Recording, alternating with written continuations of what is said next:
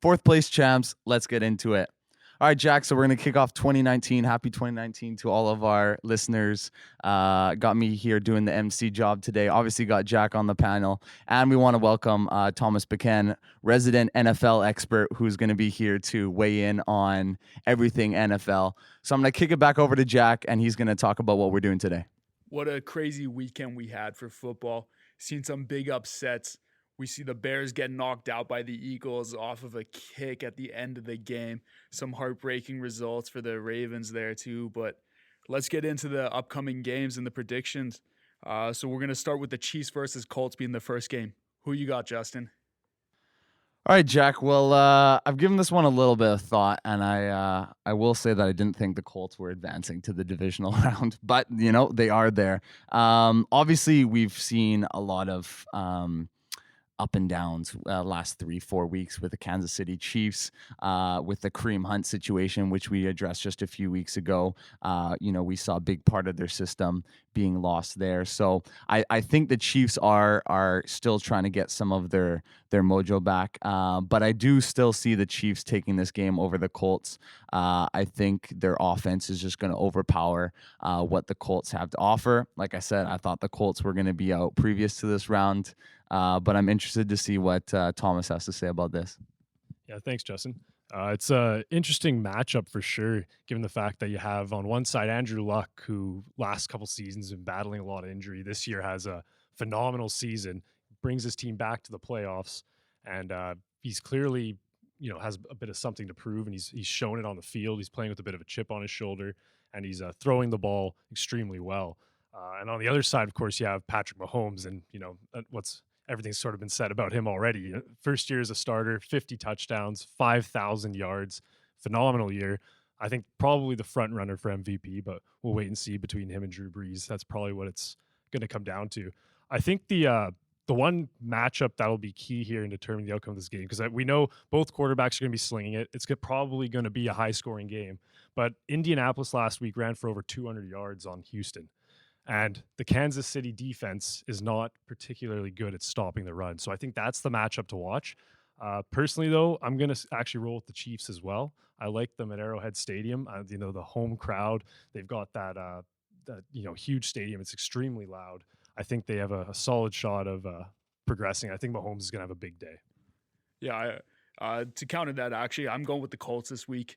And as you said, the run game's been strong. We've seen the emergence of Marlon Mack, who had some big runs in last week's matchup. And we're just seeing them fire on all tilts. And I think the big thing is I think the Colts defense has the edge. We've seen Leonard come in as a rookie, had the most tackles, and I think they're really going to be able to hold down some of the Chiefs' weapons that they have. I think as long as they can contain Tyreek Hill, I think they'll be able to be successful. But I think especially with them losing Kareem Hunt, I don't think they've been the same at the running back position, the Chiefs, and I think that's going to be the big difference in this week's matchup. So when we move it over to the next game, Rams-Cowboys, I think everyone out there already knows I'm going with Cowboys. And He's not biased at all. 100% biased, but you know what? If you look at history, yeah, the Rams have won their last 3 meetings, but it's been by less than a score. And I think the key matchup is going to be quarterback play. So I think if Dak Prescott can get a quicker release and get some of those throws out early, I think they'll be able to be successful, right? Because you got Aaron Donald on the other side of the ball, and he's the most disruptive lineman in the league at the defensive tackle position. So what do you think, Justin? Yeah, Jack, as much as I want to support you on this one, I gotta go with the Rams. I think Thomas touched on a good point in the last matchup. The Rams got the home field advantage here. Although we know that the Cowboys are America's team, and they're certainly going to show off in good numbers down at the game. Personally, I like the Rams. I think Goff has had an amazing season. Personally had him as a backup on my fantasy team, and he's always giving me 50-plus points a game. You look at Brandon Cooks. I think he's had a great season. He's played incredibly well. And then, as you mentioned, just probably the premier, in my opinion, the best defensive player in the league, Aaron Donald. His ability to get to the quarterback and to essentially create turnovers, is really key. And I think he's going to put that pressure on Prescott. And I'm not sure if he's going to be able to handle it. So I think it's going to be tough for the Cowboys to pull off. But I mean, we have seen when Amari Cooper and Zeke have a game, the Cowboys can easily put up 40 points in a game. So I'm still gonna run with the Rams on this, though. I'll be interested to see what Thomas has to say. Yeah, I like the Rams too. I think first off, they actually are the ones that have something to prove here. Last year they had a home playoff game and they lost that. And this year, throughout the year, they were sort of the favorites to take the NFC. And after a matchup with New Orleans, kind of played second fiddle to them for the rest of the year. So I think they're going to be a bit hungry. They want to come out and prove to the national media. Everyone's going to be watching this game. The Cowboys obviously are the biggest market out there. So this is a perfect opportunity for them to show what they have. I think the thing for them is that the Rams are going to jump on them, I think, early. I think they're going to get some quick scores. And what that's going to do is that's going to force the Dallas offense to be a bit more one-dimensional.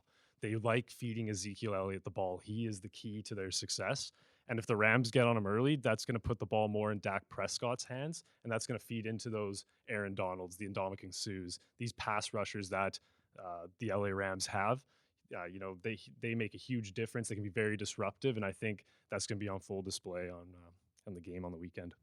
But what a great matchup we have between two of the premier running backs in the league with Todd Gurley and Ezekiel Elliott. I'm just excited to see some good football. I think this is going to be one of the better matchups this weekend in terms of great football, and I think it could go either way.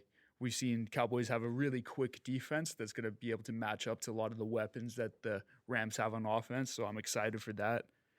So let's move it back to the AFC and go into Patriots-Chargers.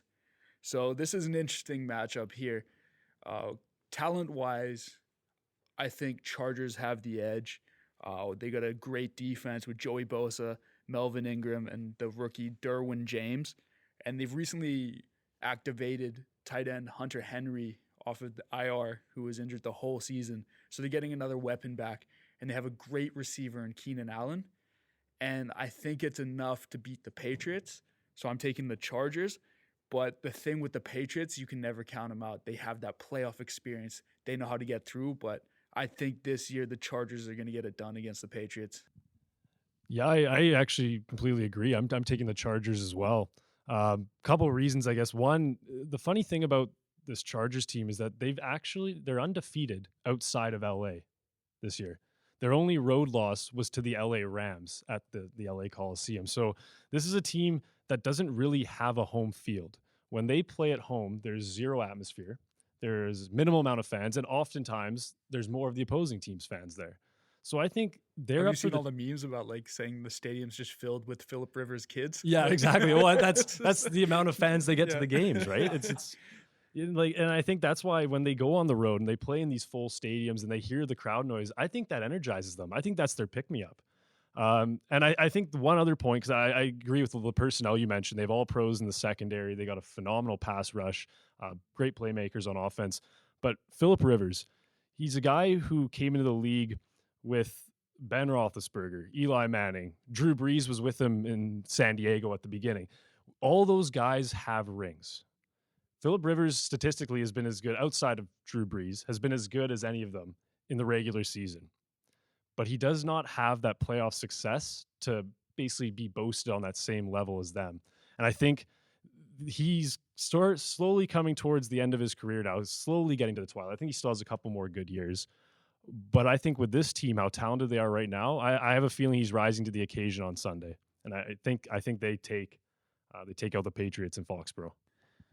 I might be an idiot to say this, but I'm gonna agree with both of you. If I've been taught anything, it's to never bet against the Patriots. Also, never betting against the San Antonio Spurs. It doesn't matter how old the team is. I mean, for example, this year on what's the name I'm trying to think you of never right now. fail to get a basketball reference. I know. Any I always segment have ever.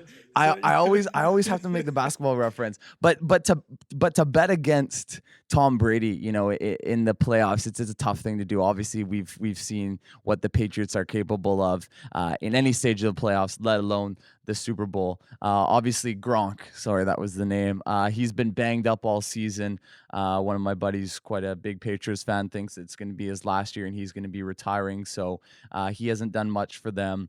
I do like the Chargers here, as Thomas was saying. I think Rivers can be volatile in the playoffs, and I think he will lead them to that win. I hope he doesn't have an Andy Dalton experience because my boy in Cincy never pulls through in the playoffs. But I think the Chargers will take this one. But you can never really bet against the Patriots because they're always able to fight and always able to get that win. Yeah, and I think the Patriots this year, they're just lacking that true deep threat after losing Josh Gordon to suspension and him ultimately hanging it up. I think that changes the dynamics of it. So if the Patriots are going to win, it comes down to just running the clock out on these short yardage plays to your slot receivers and screen plays out the backfield. But yeah, I'm still taking the Chargers. And let's take it to the last matchup of the weekend, which is the Eagles versus the Saints. This one, I don't think it's even going to be close at all. I think the Saints are just going to destroy the Eagles. I think they just have too many weapons. In Michael Thomas, who's probably one of the best receivers in the league, and they have the best duo in the backfield currently with Mark Ingram and Alvin Kamara that can just get it done on any given day. So I think it's going the Saints' way. What do you think, Thomas? I I agree to an extent, but I actually think this is going to be a much closer matchup than maybe you're sort of alluding to. I think the Eagles' defense this year as a whole wasn't great, but if you look at the last month or so, they've been much, much better. They found some continuity in the secondary. Fletcher Cox, he's not Aaron Donald, but for an interior defensive lineman, he might be the next best one in the NFL. He's very disruptive. He can stop the run. He gets in the backfield and gets after the quarterback. And I think that front for the Eagles is going to cause the Saints some problems. Uh, I also think too, given Nick Foles, given the Eagles receiving core, these guys believe in themselves. They think they can go out and beat any team, and they've proven it to an extent, given the fact that they have a ring. So I think they can definitely give New Orleans a run for their money.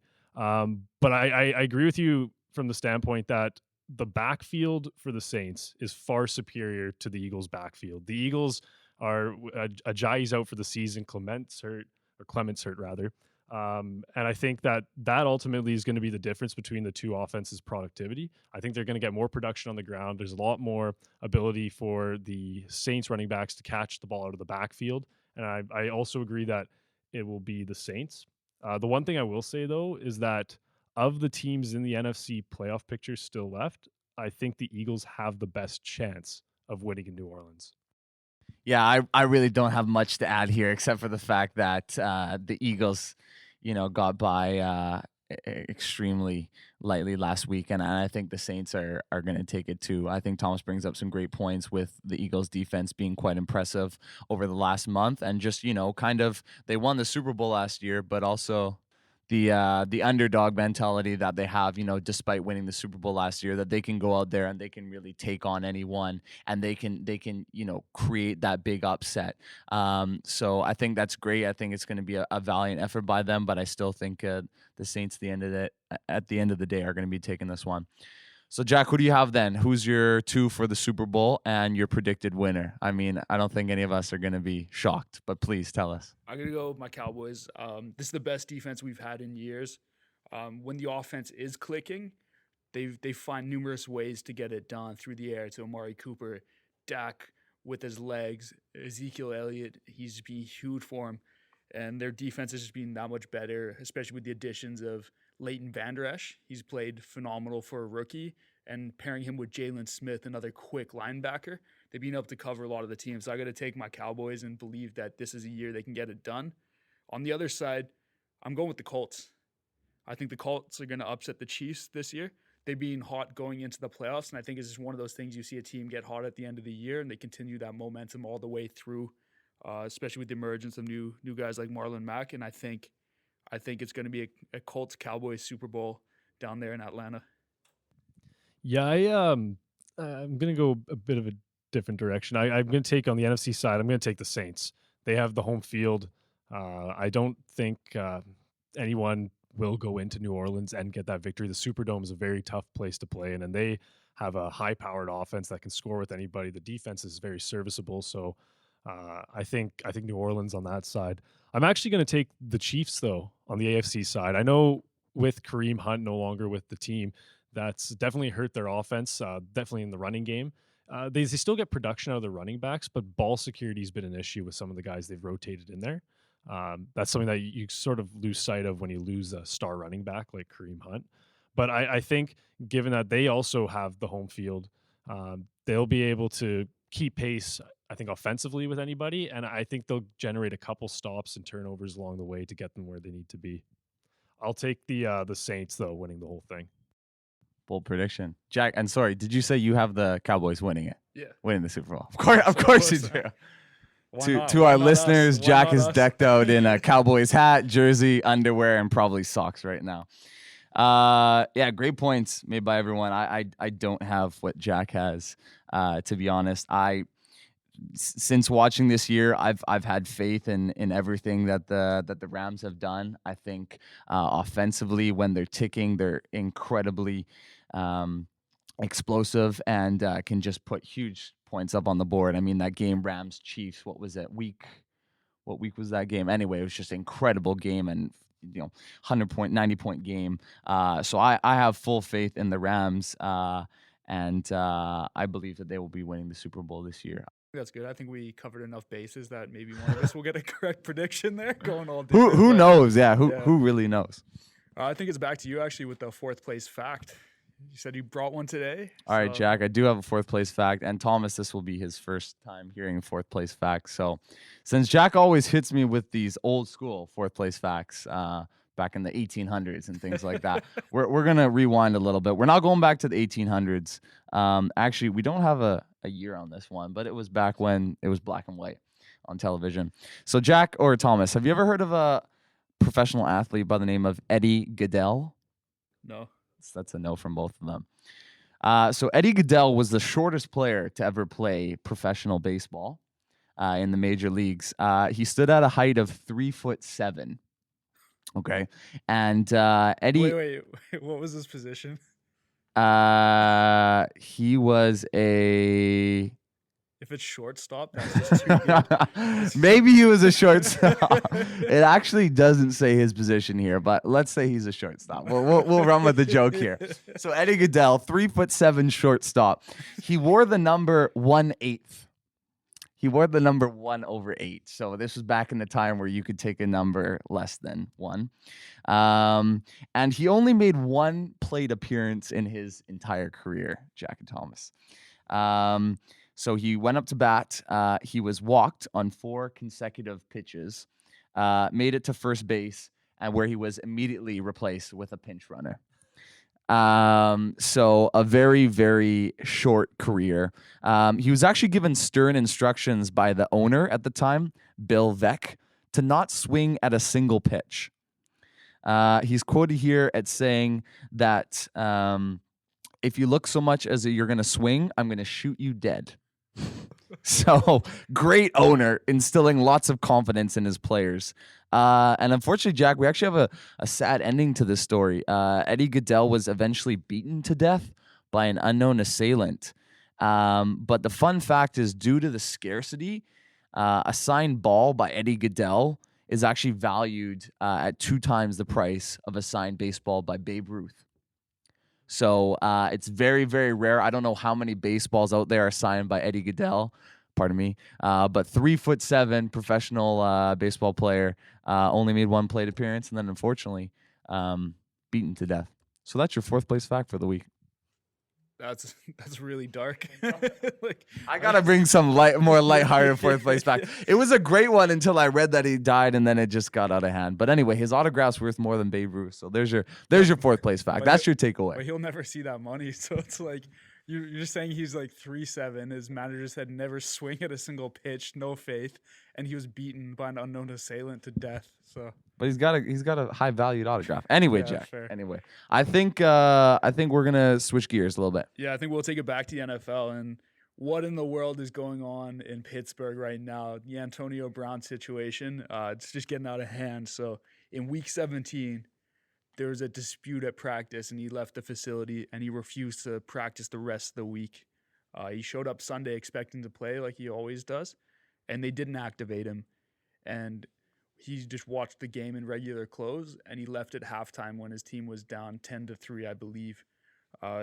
There's been numerous reports coming out saying he's requested for a trade. Mike Tomlin, the head coach of the Steelers, came out, said he didn't request for a trade. And it's just a situation where there's so many unknowns at this moment and no one knows how it's going to go down. What do you think on the situation, Thomas? Yeah, there's kind of a few different things to look at. I guess maybe the first thing, because you mentioned Tomlin, it's kind of interesting. The Steelers have just become this whole media circus in the last year or so. Think back 2 years ago, they had arguably the best running back in the league, Le'Veon Bell, starting in their backfield. They had arguably the best receiver in the league, Antonio Brown, out wide. And you had Ben Roethlisberger, who's likely a Hall of Famer, throwing the ball, plus a very good offensive line and a very serviceable defense. And with all of those pieces, nothing really ever came of it. And now you have a situation where, in the offseason, you have Roethlisberger threatening to retire, stirs up a huge media circus around that. Le'Veon Bell, I'm sure heard the situation where he held out the whole year. There was a whole bunch of social media outcry about it. And so he didn't play a single game. And now you have Antonio Brown, who reportedly doesn't even want to play with the team anymore. And I think at some point, you have to look at who's running the show there. And I think, so a lot of this blame falls on Tomlin. He's lost control of that locker room. I know at one point, I think maybe it was the season before, but Antonio Brown was live streaming team talk after one of the games to the whole world to see. And that's supposed to be, this is confidential. This is a team, it's private, and conversations being had after a football game. And, Tomlin really hasn't done anything to ready this, sort of steady the ship. They're falling apart, it seems. And you have to wonder if this is sort of the beginning of the end for him. Like, is his tenure's probably coming up? If he can't bring these guys back to the table, I don't see how he keeps his job. Yeah, I agree. That was the exact point that I thought too, is that Mike Tomlin has lost control of this locker room. And it was evident in the whole Le'Veon Bell situation, right? How often do you see a player hold out an entire season? It is so rare for that to happen, because for Le'Veon Bell to report, is it week 11 the cutoff? Yeah, I think it's week 11. So if he reports, then he gets to become an unrestricted free agent next season, right? They can't tag him again. And that would have been huge for him, right? He has every choice of where he wants to play next season, can get the max money. But he didn't even report.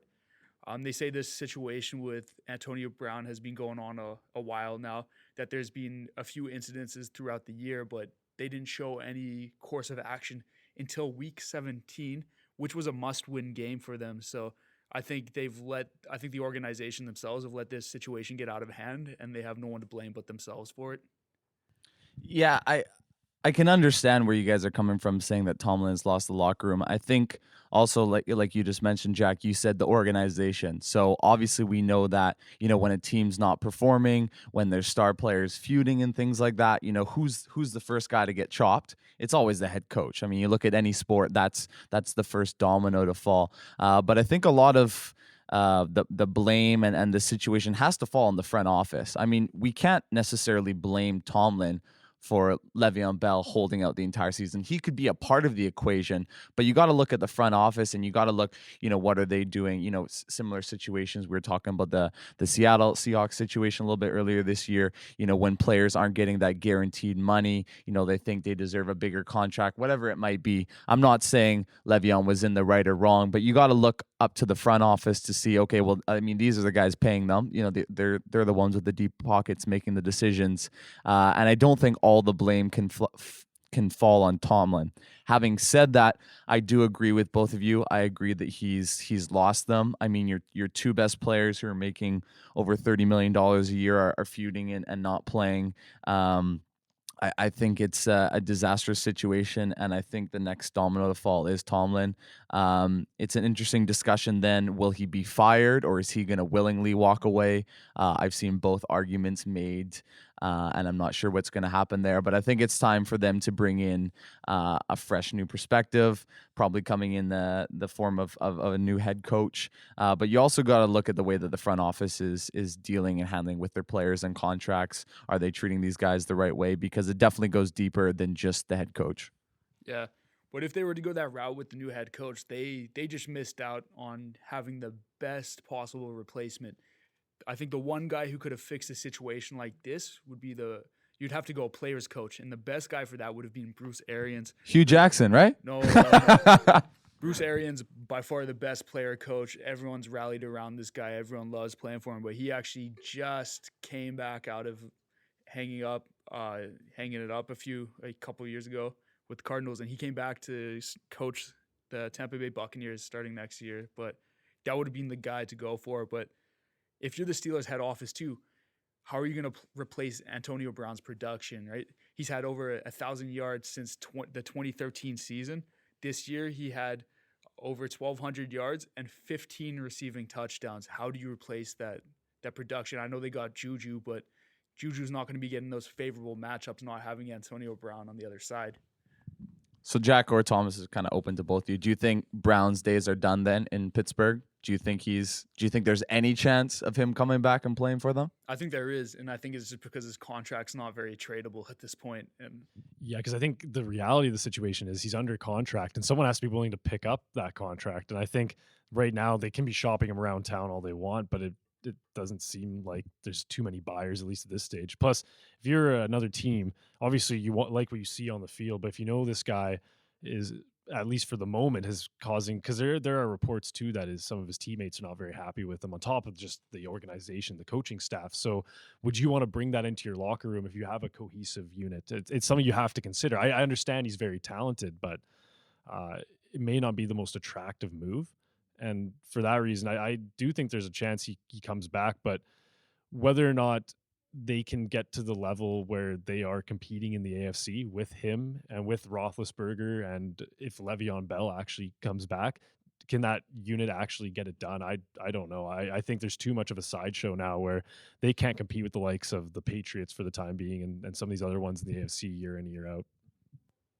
yeah, I think that's exactly it. I think it's not whether he'll be back or not. I think he'll be back. I don't think he'll be happy about being back, but I just don't think they're going to be able to move that contract. And you've seen guys like Ryan Clark, one of his former teammates, just blasting him on TV, like as of late, saying he's talking to guys in the locker room who aren't happy with Antonio Brown. And then it was like the weirdest timing. Did you guys see like that Masked Singer thing?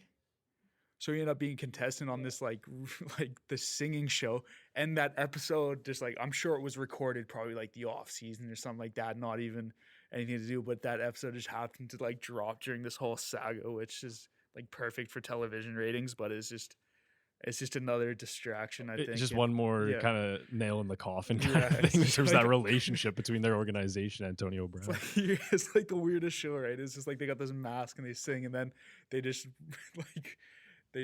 like show who the anonymous person singing was, and like the person they unmasked happened to be like Antonio Brown. So it's just like there's a circus going on in Pittsburgh, and whether they're able to fix that, redeem it or not, I don't know. And it's sad, right? Because Ben Roethlisberger has a couple years left in the league, and they have some elite players there that just aren't showing up and just don't want to be there. And whether he's part of that equation, them not wanting to be there or not, I don't know. But it's not good for either when premier players aren't getting the time in the league, right? Yeah, completely agree. And I think we're going to switch gears a little bit now, Jack. I think we're going to put Thomas in the hot seat, and we're going to do our famous Need for Speed segment. So, Thomas, you know the rules of the game?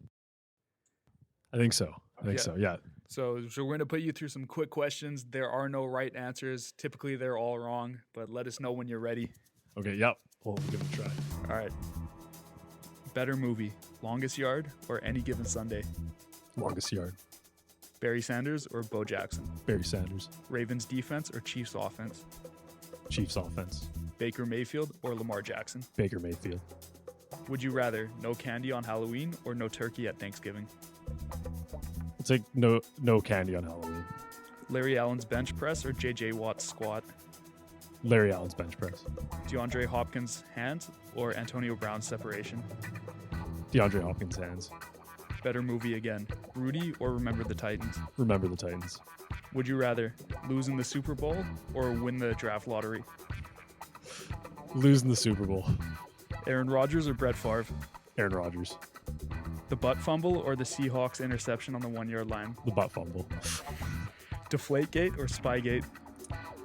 Deflategate. Better TV show, All or Nothing or Hard Knocks? Hard Knocks.